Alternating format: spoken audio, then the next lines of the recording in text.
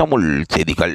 வறுமை கோட்டில் இருந்தாலும் தனது திறமைக்கான பல இடங்கள் கிடைத்து வருவதாக இந்திரஜி தனது சோசியல் மீடியா ஊடாக அறிவித்திருக்கின்றார். அவர் வறுமையான நிலையில் தனது குடும்பத்தை பராமரிப்பதற்கு வசதி இல்லாமல் தொழில் தேடி அலைந்திருந்தவர். அவரின் குடும்பத்தில் இருக்கின்றவர்கள் கூட அவரை பராமரிப்பதில் பல சிக்கல்களை எதிர்கொண்டார்கள். தான் திறமையானவராக இருந்தாலும் அதை நிரூபிப்பதற்கு பல வழிகளில் முயற்சித்தும் அதற்கான சாத்தியப்பாடுகள் கிடைக்கப்பெறாததால் பலதரம் முயன்று அவர் வென்றிருக்கின்றார்.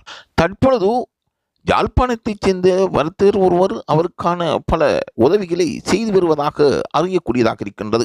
மலையகத்தில் புகழ்பெற்ற அழகான இடத்தில் அவர் தனது திறமையை வளர்த்து கொண்டிருக்கின்றார். மலையகத்தில் இருக்கின்ற பல இளைஞர்களுக்கும் யுவதிகளுக்கும் பாடக்கூடிய திறமை இருந்து வருவதாகவும் அங்கிருக்கின்ற தமது நண்பர்கள் கூறியிருக்கின்றார்கள். ஏனென்றால் இந்தியா வம்சாவளியான அவர்கள் தனது சங்கீத துறையில் திறமைகளை வளர்த்து கொண்டிருக்கின்றார்கள்.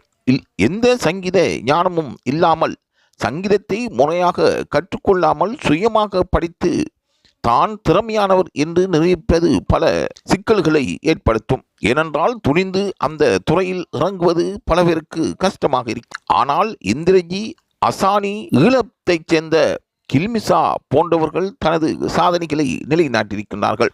ஆகவே அந்த வகையில் தற்பொழுது அதிகமான வரவேற்பு இந்திரஜி அவர்களுக்கும் கிடைத்து வருகின்றது. இலங்கையில் மலைய பிரதேசத்தில் பிறந்து வளர்ந்து தனக்கான இடத்தையும் தற்பொழுது உலகம் புறாகவும் தனது குரலால் ஈர்க்கப்பட்டிருக்கின்ற இந்திரஜி இன்று பல சோசியல் மீடியாக்களில் அவரின் புகழ் வீசிக்கொண்டிருக்கின்றது.